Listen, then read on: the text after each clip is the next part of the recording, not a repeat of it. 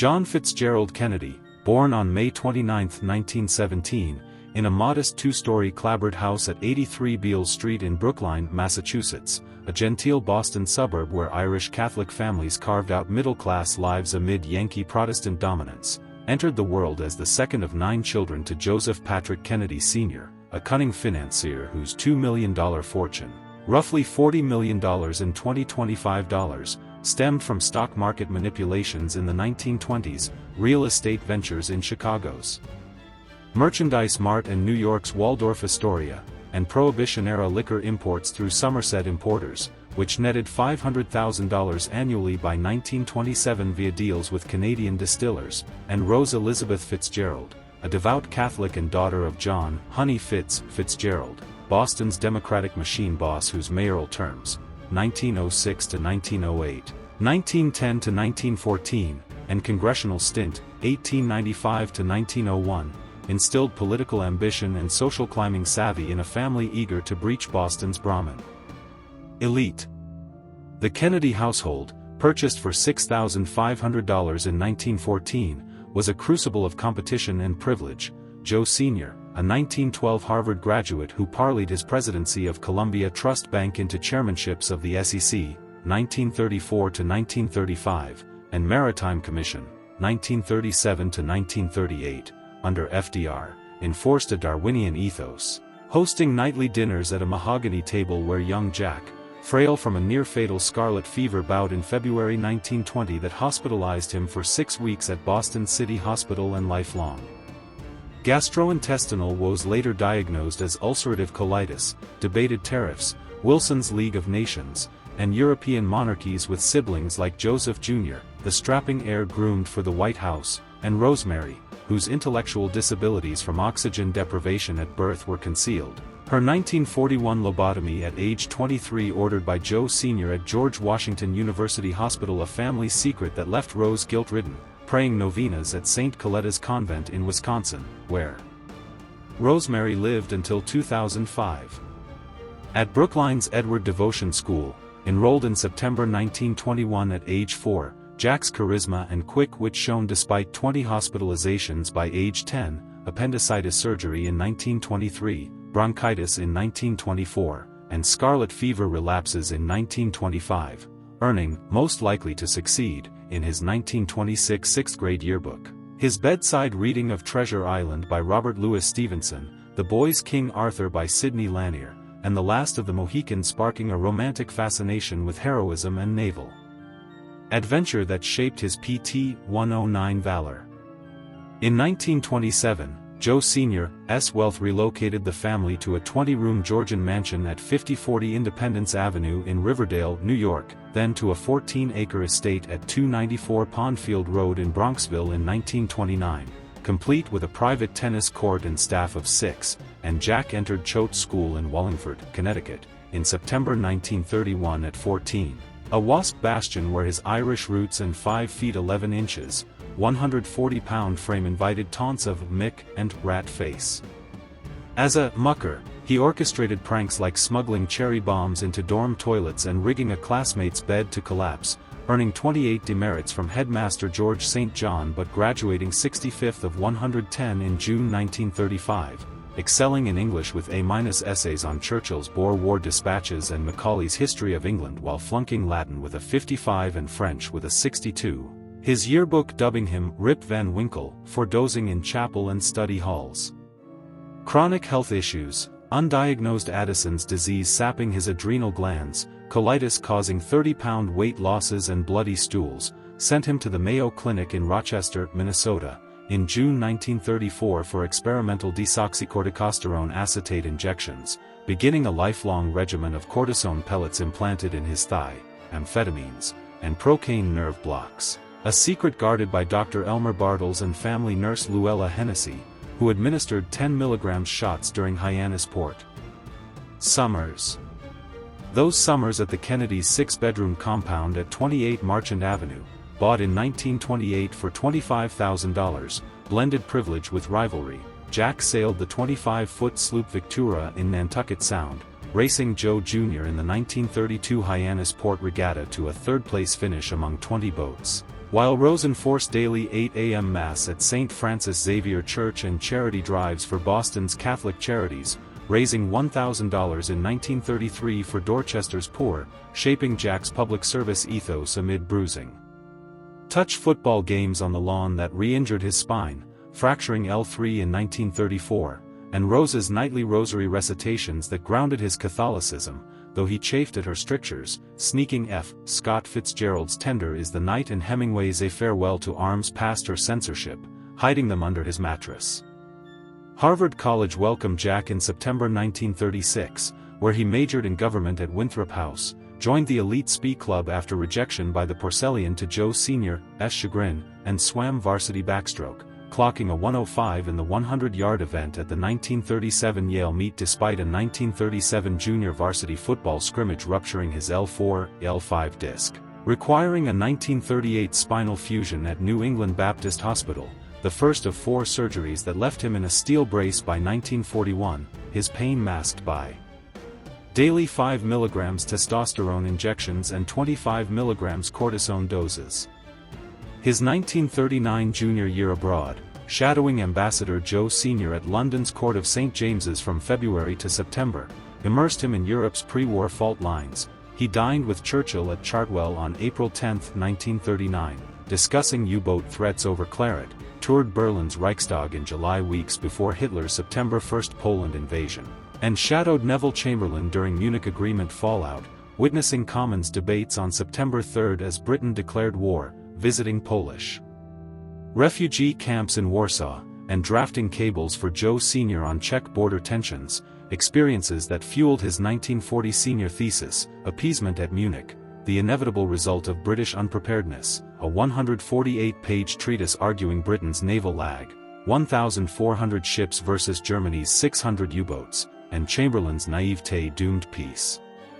Joe Sr. enlisted New York Times columnist Arthur Kroc and Time publisher Henry Luce to polish it into Why England Slept, published by Wilfred Funk in July 1940, selling 80,000 copies in 6 months, netting Jack $40,000, $800,000 today, and earning a London Times review as a young man's insight into folly, though Harvard's Payson Wild chided its hasty generalizations.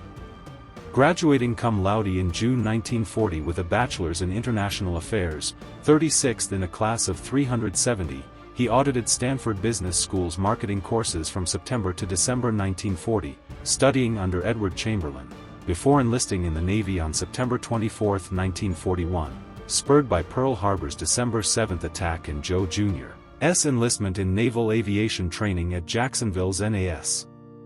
Rejected for combat due to his back and Addison's, Joe Sr.'s pull with Admiral Chester Nimitz secured Jack's ensign commission after a rigged physical at Bethesda, leading to command of PT-109, a 38-ton, 80-foot torpedo boat, in the Solomon Islands by March 1943 after training at Melville, Rhode Island's PT school, where he mastered 40-knot tactics. On August 2, 1943, at 2 a.m., the Japanese destroyer Amagi rammed PT-109 off Kolumbangara, splitting it and killing 2 of 13 crewmen, machinist Andrew Kirksey and radioman Harold Marney. Jack, despite re-injuring his spine to a hairline L5 fracture, swam 3 miles to Plum Pudding Island towing burned sailor Patrick McMahon with a life belt strap in his teeth, leading survivors for 10 days on coconuts and rainwater, carving an SOS on a coconut shell delivered by Scout Buka Gassa, who rode 38 miles to Rendova for rescue on August 12. Jack earned the Navy and Marine Corps Medal for extremely heroic conduct and a Purple Heart, but malaria and 104-degree fevers landed him in Tulagi's Field Hospital for 6 weeks, his weight dropping to 120 pounds, treated with quinine and 4 fluids. Discharged in December 1944 after a third back surgery at Chelsea Naval Hospital, where surgeons removed a steel plate from his 1938 fusion, he reported for the Chicago Herald-American from April to June 1945, covering the UN's founding conference in San Francisco, interviewing Soviet delegate Andrei Gromyko on veto powers and Senator Tom Connolly on charter ratification, but Joe Jr.'s death in a B-24 Liberator explosion over Suffolk, England, on August 12, 1944, during a secret operation. Aphrodite drone mission, thrust Jack as the family's political heir at 27, Joe Sr. declaring at a somber Hyannisport dinner on August 20, 1944, "It's Jack's turn to carry the torch, and he'll damn well run with it." In 1946, Jack ran for Massachusetts's 11th congressional district, a gritty Irish-Italian enclave spanning Boston's North End, East Cambridge, Charlestown, and Somerville, leveraging Joe Sr.'s $250,000 campaign fund, $3.5 million in 2025 dollars, to flood WBZ radio with 500 ads, hire 300 precinct captains, and print 100,000 "Kennedy for Congress" posters, while Jack's PT-109 heroics, serialized in a June 1944 Reader's Digest article read by 1 million, and boyish charm disarmed voters wary of his Harvard polish and Brookline roots. Campaigning in tenement walk-ups on Salem Street, shaking hands at South Boston's Carson Beach bathhouse, and speaking at VFW Post 671 in Charlestown about $1,500 veterans' pensions and shipyard jobs, he trounced Republican Lester Bowen 73% to 27%, 42,638 to 15,927 votes. On November 5, 1946, sworn into the 80th Congress on January 3, 1947, at 29, alongside freshmen like Richard Nixon and John McCormick, renting a Georgetown row house at 1528 31st Street Northwest. His House tenure, 1947 to 1953, emphasized labor and housing for dockworkers and mill hands. He co-sponsored the 1949 Housing Act, funding 800,000 public units including Boston's Columbia Point for 1,500 families, and backed Taft-Hartley amendments to limit wildcat strikes by the United Steelworkers, aligning with Truman's Fair Deal via $32 billion in aid for schools, hospitals, and Social Security expansion to 10 million seniors, though his vote against a 1950 McCarthyite loyalty oath bill drew GOP attacks as "soft on communism" in the Boston Globe and a 1951 censure from the Massachusetts American Legion. Addison's, diagnosed in London in September 1947 after a collapse on the Queen Mary vomiting blood, required daily 25 mg cortisone shots from Merck & Company, while amphetamines and procaine from Dr. Max Jacobson, Dr. Feelgood, fueled 18-hour days. His weight dipping to 125 pounds during 1948 flare-ups treated at Leahy Clinic with hydrocortisone drips. In 1952, Jack challenged Senator Henry Cabot Lodge Jr., a Yankee Brahmin and 1936 incumbent, for Massachusetts' Senate seat.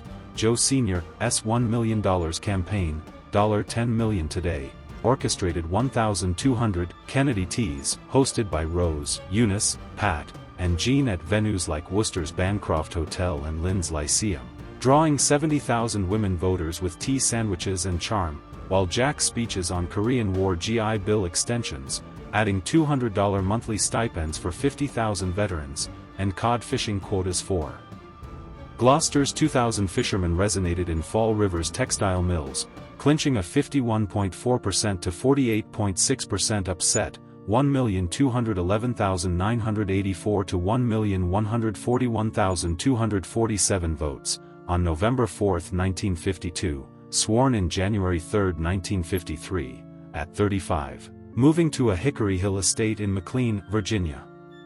Senate years, 1953 to 1960, balanced ambition and pragmatism. He backed the 1957 Civil Rights Act, co-sponsored by Lyndon Johnson, to protect black voting rights in Dixie, earning NAACP praise at a June 1957 Atlanta speech to 3,000, but opposed mandatory school busing to appease Southern Democrats like Georgia's Richard Russell.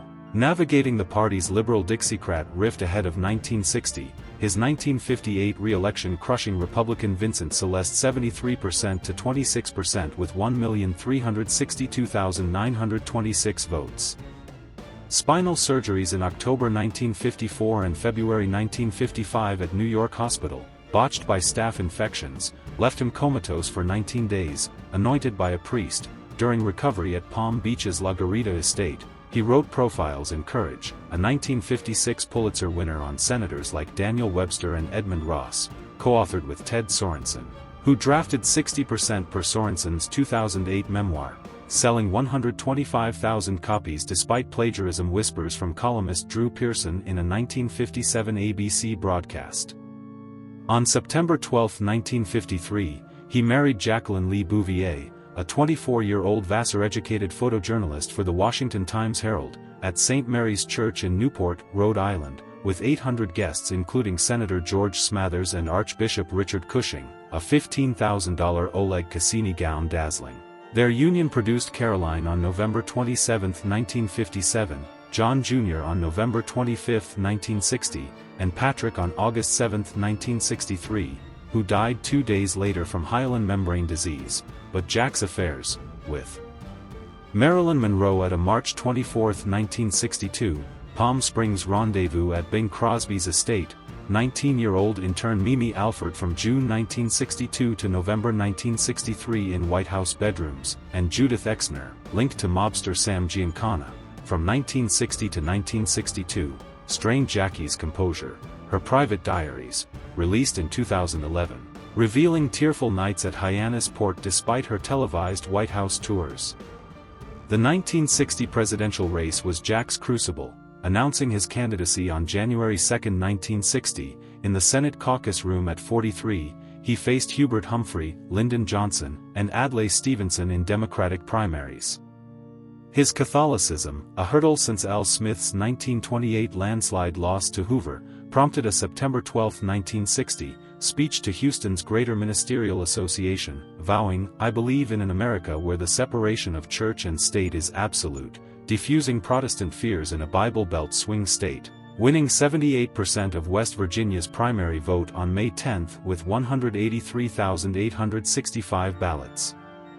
Joe Sr.'s $10 million machine, $80 million today, flooded West Virginia with $500,000 in radio ads, 200,000 voter pamphlets, and 50 paid organizers, while alleged Chicago mob ties via Frank Sinatra and Sam Giancana secured Cook County's 456,312 votes, later contested by Nixon aides in a 1961 Illinois probe alleging 10,000 fraudulent ballots. Jack's 4 televised debates against Richard Nixon, starting September 26, 1960, on CBS, drew 70 million viewers. His tan poise, tailored Hart-Schaffner Mark suits, and quips like, "We can do better than 8 years of no action," outshone Nixon's sweaty pallor and ill-fitting gray suit, swaying 10% of undecideds per Gallup polls, with 62% of viewers favoring JFK in a CBS Snap poll. On November 8, 1960, he won 49.7% to 49.5%, 34,220,984 to 34,108,157 votes, a 112,827 margin, and 303 to 219 electoral votes, becoming at 43 the youngest elected president, sworn in on January 20, 1961, at the Capitol. His "Ask not what your country can do for you, ask what you can do for your country" inaugural, crafted with Sorensen over 10 drafts in Palm Beach's C-111 study, galvanizing 20 million TV viewers and 1.2 million spectators in a snow-dusted D.C., despite 8 inches of snow delaying motorcades. His 1,000-day presidency redefined America's Cold War stance.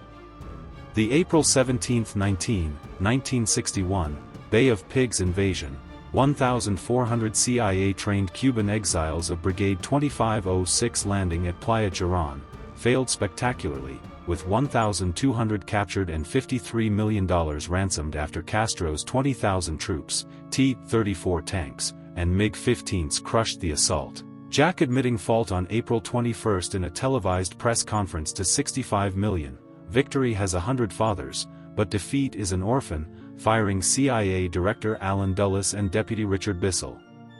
The June 3 to 4, 1961, Vienna summit with Nikita Khrushchev faltered, Soviet demands for Berlin's neutralization and Khrushchev's taunts, "Your navy is bigger, but our missiles are stronger," exposed Jack's inexperience, the premier later boasting to aides, "He's too young, too weak," per Dobrynen's cables. Yet the October 16, 28, 1962, Cuban Missile Crisis, 24 Soviet MRBMs detected 90 miles from Florida VU, 2 photos on October 14, saw Jack's finest hour, imposing a naval quarantine announced October 22 to 25 million viewers, rejecting Air Force calls for airstrikes that CIA estimated would kill 10 million, and negotiating via back channels with Soviet envoy Anatoly Dobrinin. He secured missile removal for a secret U.S. pledge to withdraw 15 Jupiter missiles from Turkey and a non-invasion vow. Averting Armageddon, earning Khrushchev's grudging respect despite his 1964 ouster, with 80% of Americans approving per Harris polls and 90% in Gallup's October 29 survey. Domestically, the Peace Corps, launched March 1, 1961, via Executive Order 10924, sent 10,000 volunteers to 44 nations by 1963, teaching English to 5,000 Ghanaian students and digging 200 wells in Peru's Andes, while his May 25, 1961, speech to Congress, "We choose to go to the moon in this decade," committed $24 billion to Apollo, landing Neil Armstrong on the lunar surface on July 20, 1969, a triumph Jack predicted in a September 12, 1962, Rice University address to 40,000. "We set sail on this new sea because there is knowledge to be gained." Civil rights tested his caution. He endorsed the August 28, 1963, March on Washington, meeting Martin Luther King Jr. at the White House with 250,000 marchers outside, but delayed a comprehensive bill, fearing Southern filibusters by senators like Strom Thurmond, who railed for 24 hours, until his June 11, 1963, TV address to 60 million declared segregation a moral crisis not merely legal, proposing the Civil Rights Act of 1964, passed posthumously after 75 days of Senate debate, banning segregation in public accommodations. Economic policy excelled. The 1962 Trade Expansion Act, signed October 11, cut tariffs 35% with Europe, boosting exports $5 billion by 1965 per Commerce Department data, and his February 7, 1963, tax cut proposal, slashing rates from 91% to 70% on incomes over $200,000, spurred 6% GDP growth under LBJ, adding 2 million jobs by 1966 per BLS. Vietnam was a quagmire. By November 1963, 16,000 U.S. advisors backed No Din Diem's regime, but Jack approved Diem's November 1, 1963, coup assassination by ARVN generals, a move he confided to aide Michael Forrestal, haunts me, on November 4, while NSAM 263, signed October 11, 1963, planned 1,000 troop withdrawals by 1964, reversed by LBJ's escalation to 500,000 by 1968 per Pentagon Papers, with 58,000 U.S. deaths by 1975. Foreign triumphs included the July 26, 1963, limited nuclear test ban treaty with the USSR, ratified 80-19 by the Senate on September 24, banning atmospheric tests after 15 years of fallout fears, cutting global radiation 50% per AEC data, signed in Moscow with Dean Rusk and Andrei Gromyko, and the Alliance for Progress, launched March 13, 1961, funneling $20 billion to Latin America to counter Castro's allure, building 1,000 schools in Brazil and 500 clinics in Colombia but faltering on 2%. Regional GDP growth due to corruption, per OAS reports. Jack's charisma, 64 televised press conferences averaging 18 million viewers, quips like, "I'm the guy who accompanied Jackie Kennedy to Paris," after her May 31 to June 2, 1961, France tour with de Gaulle, where she charmed 2,000 at Versailles, made him a cultural icon, while Jackie's $100,000 White House restoration, televising Chippendale furniture, Vermeer's Woman Weighing Pearls, and Monroe's 1820 pier table on CBS February 14, 1962, to 56 million viewers, and her Camelot mythos, coined in a November 29, 1963, Life interview with Theodore White, gilded his legacy, with 75% of Americans recalling it in 1983 Gallup polls. Health crises shadowed him. By 1963, he took 12 daily medications: cortisone, amphetamines, testosterone, Ritalin, phenobarbital, Lomotil, and Paregoric, for Addison's, colitis, prostatitis, and spinal degeneration, collapsing privately at Camp David on April 7, 1963, after a 50 mg cortisol overdose, treated by Dr. George Berkeley, but projecting vigor in West Berlin on June 26, 1963, declaring, Ich bin ein Berliner, to 450,000 at Rathaus Schönberg, rallying against the Soviet wall erected August 13, 1961, with 83% West German approval per Der Spiegel. On November 22, 1963, in Dallas to mend Texas Democratic feuds between Governor John Connally and Senator Ralph Yarborough ahead of 1964's 25 electoral votes, Kennedy's motorcade entered Dealey Plaza at 12:30 p.m. Central Standard Time in a 1961 Lincoln Continental. Lee Harvey Oswald, a 24-year-old ex-Marine and 1959 Soviet defector, fired 3 shots from a $19 Mannlicher Arcano rifle on the Texas School Book Depository's 6th floor, 2 striking Jack in the neck and head, killing him at 46, pronounced dead at Parkland Hospital at 1 p.m. by Dr. Malcolm Perry.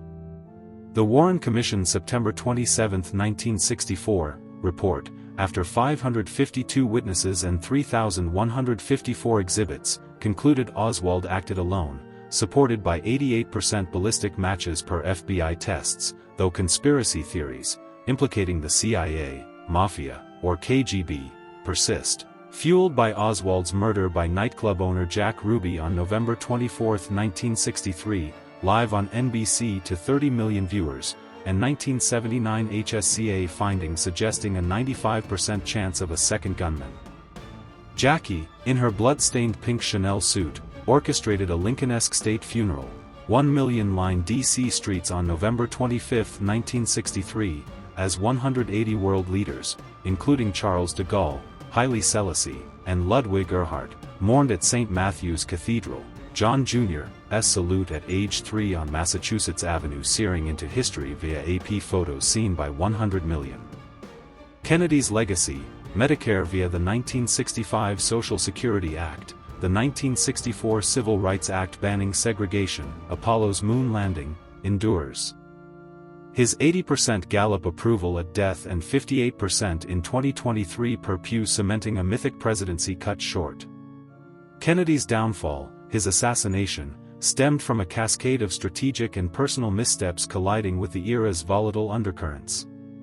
Foremost was his underestimation of domestic security threats, despite FBI Director J. Edgar Hoover's October 10, 1963, memo warning of right-wing militias in Dallas, where UN Ambassador Adlai Stevenson was spat on and hit with a placard on October 24 at Memorial Auditorium, prompting a Dallas Times-Herald editorial urging calm.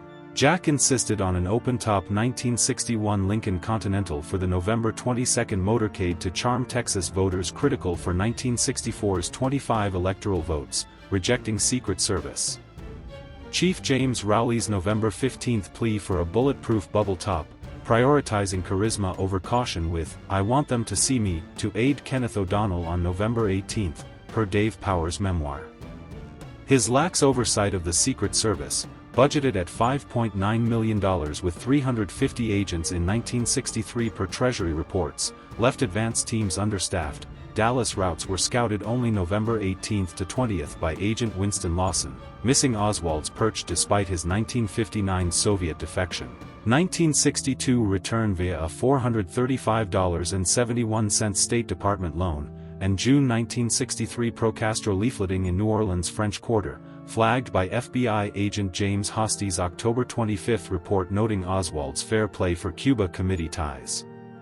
Politically, the Bay of Pigs fiasco emboldened anti-Castro exiles and CIA rogues, with 1962 plots like Operation Mongoose, $50 million to sabotage Havana via 3,000 raids, fueling conspiracy theories of retaliation per 1975 Church Committee findings, which documented 8 CIA assassination plots against Castro. Attorney General Robert Kennedy's 625 Mafia indictments by 1963, targeting New Orleans boss Carlos Marcello, deported to Guatemala in 1961, and Chicago's Sam Giancana, whose 1960 Cook County votes aided JFK, sparked mob vendettas, with FBI wiretaps capturing Giancana's April 10, 1962, rant, "JFK's gotta go, Bobby too," And Marcello's September 1962 threat, "Take the stone from my shoe," per informant Ed Becker. Vietnam sowed discord, approving 16,000 advisors, and Operation Ranch hands 19 million gallons of Agent Orange from 1962 to 1963 alienated anti-war liberals like Senator Wayne Morse, who warned of a quagmire in a 1963 speech. While resisting Pentagon demands for 200,000 ground troops in March 1963, NSC meetings irked hawks like General Curtis LeMay, who called JFK spineless in a 1964 memoir, creating enemies per Pentagon memos declassified in 1997, noting Joint Chiefs' frustration. Personally, his affairs, Marilyn Monroe's 1962 trysts at Bing Crosby's Palm Springs estate, confirmed by Monroe's maid Lena Pepitone, Mimi Alford's 18-month White House liaison from June 1962 to November 1963, detailed in her 2012 memoir, and Judith Exner's 1960 to 1962 dalliances linked to Giancana, per her 1977 testimony, risked exposure by Hoover, whose June 1963 dossier on Exner, shared with Bobby, hinted at blackmail, distracting Jack from Hosty's November 4 Oswald briefing. His health secrecy, concealing Addison's with 50 daily pills, cortisone, Lomotil, testosterone, Ritalin, and Dr. Jacobson's vitamin injections of 20 mg methamphetamine, projected invincibility but limited stamina, delaying responses to Dallas threat assessments per Secret Service logs showing Jack skipped a November 15 security meeting due to fatigue. These errors, rooted in a charismatic but reckless optimism that nobody's going to shoot a president, per his November 21 Fort Worth speech to 5,000, left Kennedy exposed on Elm Street, his death a tragic collision of hubris, political enmity, and a lone gunman's resolve, forever freezing Camelot in amber.